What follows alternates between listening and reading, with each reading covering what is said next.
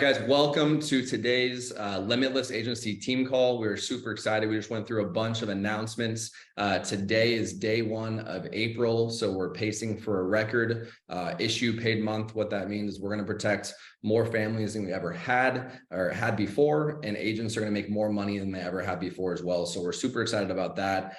You guys saw some bonus announcements also through the carriers and this April incentive. So make sure you guys are working hard for that. And today we have the pleasure of having a special guest, Richard Santiago, on the call today.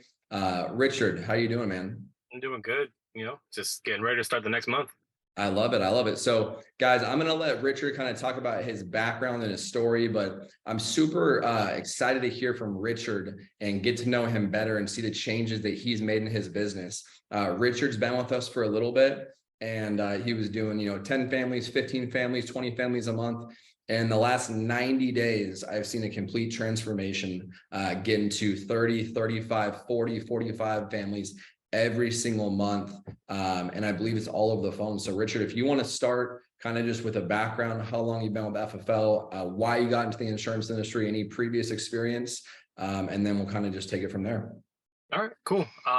So I got started with FFL back in July of 2021. Before that, I was just doing a lot of warehouse work, different warehouse places, just trying to find the right job for me. I ended up getting injured at that job, and I had some time, so I was trying to reevaluate things. So I actually was going to get started with a different company. And then my wife found one of Nina's TikTok videos. And when we contacted Nina, we ended up, just kind of getting started from that point. So I went through the training process with the other company, never fully got started with them. And then I just kind of just jumped straight over here to FFL. And then from there, it was kind of just, a lot of trying to get acclimated with it. I've never done anything like this before, never been my own boss. I never knew what you actually needed to do to really run a business. So it was a really big struggle for me mentally to try to wrap my head around that. So unfortunately, it took me a while. I did have some, good months, and I did help out a lot of families, but it just never was at that point where I wanted to be. It's because I had a lot of mental fight within myself to make myself believe that I could do it. I kept telling myself I couldn't, and I kept looking for other jobs to kind of go back to that 9 to 5. And it wasn't until the end of last year, the end of 2022, that me and my wife we made the decision to come to Arizona and to really take the business to another level and really learn how to grow and build, versus just kind of being stuck alone. We used to live in Georgia, kind of being stuck alone, and not really having the support physically around us. And then we had some situations where it was at the end of the year. We had a couple break-ins in our apartment building. We had an apartment like right below us. Someone tried breaking in, and then another apartment in the same building. And I literally had, like everything I could think of in front of my front door just to make sure, God forbid, I slept in the living room and everything, just God forbid, because I got 2 kids. I take care of my mom. So that kind of really put a fire under me to be like, okay, listen, we need to make this money so that we can be able to get to Arizona fast. And that was around the October, November timeframe. That at that point, I had a couple one-on-one sessions with Sean McMurtry. He helped me out a lot, did a lot of role playing, really helped me hone in on what I needed to do. And then December, it was like a complete flip. I had a really good month. I helped out at least 15 or 20 families. And then January rolled around. I did around 35 families. And then February rolled around, and it was my best month since I've been in the business. And I helped out like 40 plus families. And the biggest things that I did was, I just learned to ask the right questions to get them to talk more. And by doing that, instead of asking them a questions from a list, they would just open up. They would tell me everything, the reasons why they're looking for coverage, the reasons that something happened to them, their health conditions and the medications. And then, because I would ask questions before with other families, and they would tell me what they have, and then it wouldn't be until I asked a particular question, or I said, or how are you feeling from a certain condition, that, oh yeah, I forgot I have this medication that I'm taking as well. So, and learning to shut up. The biggest thing I had a problem with was just like, word vomit. I would just constantly try to say something and give them information and just always over talk over them. But I learned to step back. I let them do the talking. That way I can see what they need, what's their situation, and how best I can help them. That was like the biggest thing I can say I did from November till now. That's been a complete game changer for me. Wow. So last year we went from 10, 15 families a month to now 40 families a month.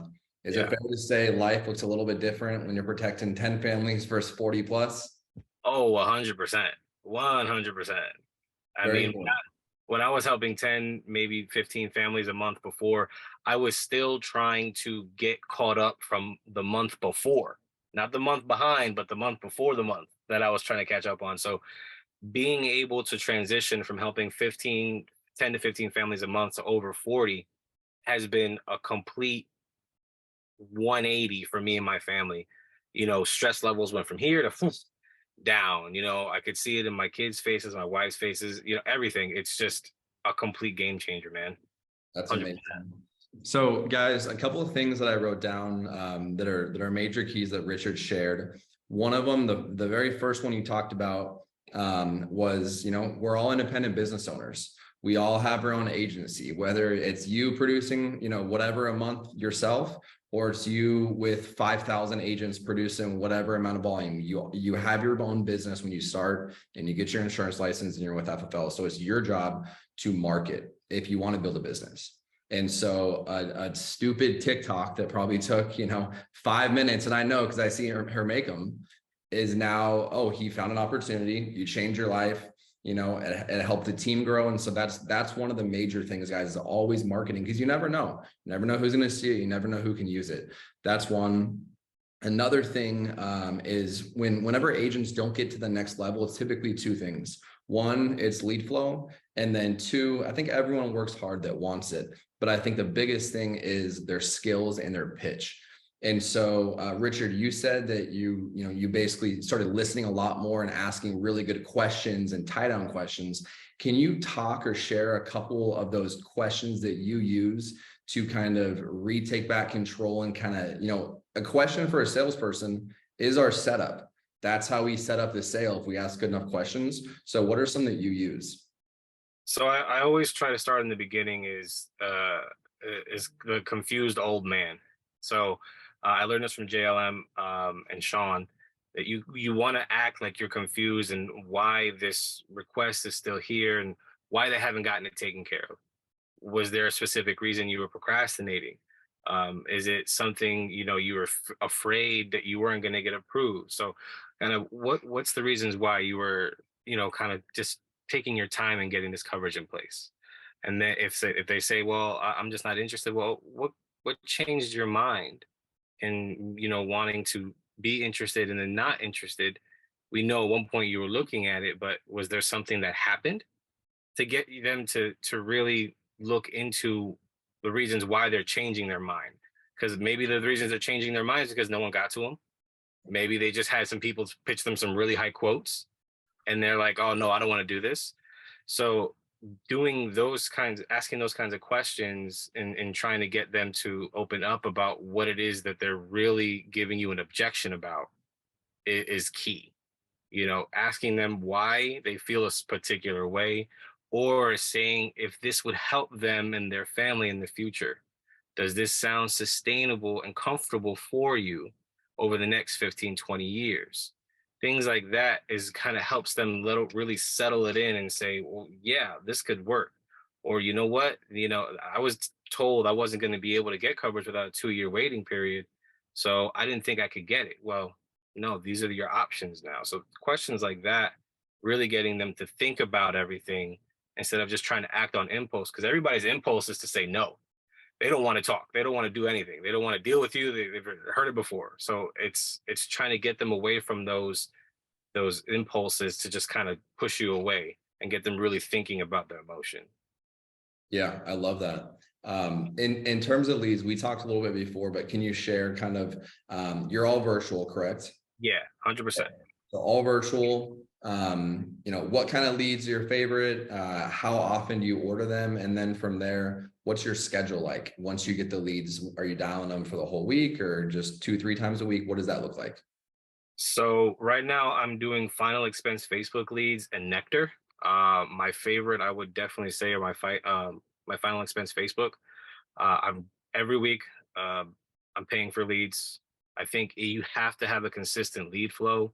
If you don't have a consistent lead flow, you're one. If you have a bad day without a consistent lead flow, that's going to turn to a bad week, and then so on and so forth. So even if you have a bad day or two, doesn't mean you're going to have a bad week. So you have to have a consistent lead flow no matter what. Make sure that there's funds there to get leads on a daily or a weekly basis. I get Nectar every 2 weeks, so that way I can kind of supplement. I know either they have options to go from 250 to 1,000. Yep. I try to keep my ROI very big, so I try to go for a 250 every 2 weeks with Nectar because I'm doing a lot more with my Final Expense Facebook leads. So, and my schedule for those is I dial them every day. Sometimes, depending on how they come in, I'll dial them twice in a day.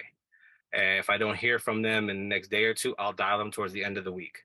I don't stop dialing them until I actually get someone who tells me off, or just, I'm actually able to go through a presentation, find out what they've got, and go from there. But I start my day off. It was a transition, going from the Eastern Standard Time to Mountain Standard Time. So I start my day off at 4:30 in the morning. I start dialing by 5 because I got 90% of my clients are all in East Coast. So that way I'm getting on the phone with them first thing in the morning. And I normally, now I'm tending to end my day around 6 or 7 because I haven't had much leads coming from my time zone yet. Yep. But I'm getting more states on this time zone so that way I can be able to transition from working from 5 o'clock in the morning all the way till about 8 or 9 o'clock at night. Got That, it. yeah, that's how I work my leads. Would you say, Richard, that your lead flow and your spend has increased as production has gone up? And do you think that that's been a direct correlation of, hey, if I have more leads and I spend more money, my production naturally is going to increase? Yeah, definitely. I mean, if I wasn't spending enough, if I was too scared to spend money on leads, I would still be where I'm at, or I'd be out of the business already. So the biggest thing I learned this from David is David Bonilla, don't be afraid to spend. Yep. Just do it. The only way you're going to be able to go to that next level in the business that you want to be at is by not being scared to spend money on leads. Yeah. That's I, the big. I think I think it's one of those things where it's, if you're confident in yourself. Yeah. 2, you're going to put in the work. And 3, you see other people having success. It's kind of like, why can I not do it? So if I invest in the leads and I work and I know what I'm doing, I know my script, Yeah. and I just do as good as the next guy that's doing good, I'm going to do good. And I think that's one of the biggest things, dude, about any business like this, where you invest in leads and then you get paid, big commissions. You Right. have to have, leads, ingredients, product, whatever it is you're selling, you got to have it if you want to, move it and make money. So that's a major key. So for you, Richard, I'm just going to recap this in the comments. 5 a.m. to 8 p.m. That's typically your schedule, you said. Did I hear that right? Yeah. Sometimes I'll go to 8 if I've got people on my time zone, for sure. Got it. So if you're not waking up early, if you're waking up at 7, 8, 9 a.m., probably should switch that to rising early like Richard at 4:30, because you just get more time and you're more prepared. Someone asked here in the chat, how many days a week are you working? 6. 6. 6 days a week, Monday through Saturday.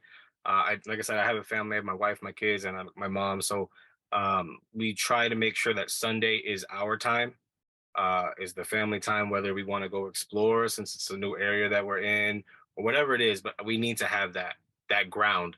If you can't keep yourself grounded, at least you try to push so much on yourself, you're gonna get burnt out, and then you're gonna just fall into a deep spiral. So that's how we've best been able to keep the mind right and keep everything else good, is 6 days working, 1 day off. I love it. Well, I looked at the numbers, Richard, and you are on pace. I don't know if you know this, you are on pace for about 440 families protected for the year. I think we're going for 5, dude, because recently you've gotten hot and your numbers are higher. So that's pretty dang cool to be able to get that red jacket. And that's something, dude, that no one can take away from you. You have respect among everyone who's done it because we know what it takes. And so I'm super excited for you. Any other goals or anything you have as we, kind of wrap up quarter 1 and we move into quarter 2 of the year? Biggest thing is I want to get my sales manager position. I want to rise up on that, and I want to just really grow my agency. Um, I can't think of an exact number as of yet, but I want to say within the next month or two, for me personally, I want to start helping more than 50 families.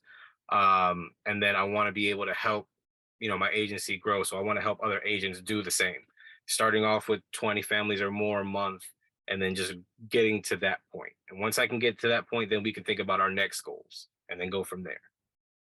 I love And it. yeah. And Richard, if someone's watching this after the fact and they want to work with you, what's a social media handle or an email or a phone number that they can contact you at? So anyone can call me at 813-539-5982. My email is rsantiago383@gmail.com. You can hit me up on my Instagram too. It's Richard Santiago. Very simple. Either any one of those options, I'll be here for you 24/7. Let's go. Well, if I was a new guy and I see Richard doing 40 plus a month, I would probably want to work with Richard because he can probably teach me how to do 40. So thank you so much for getting on, Richard. We are super excited to continue to prosper and have, even more success. So we're going to end this here.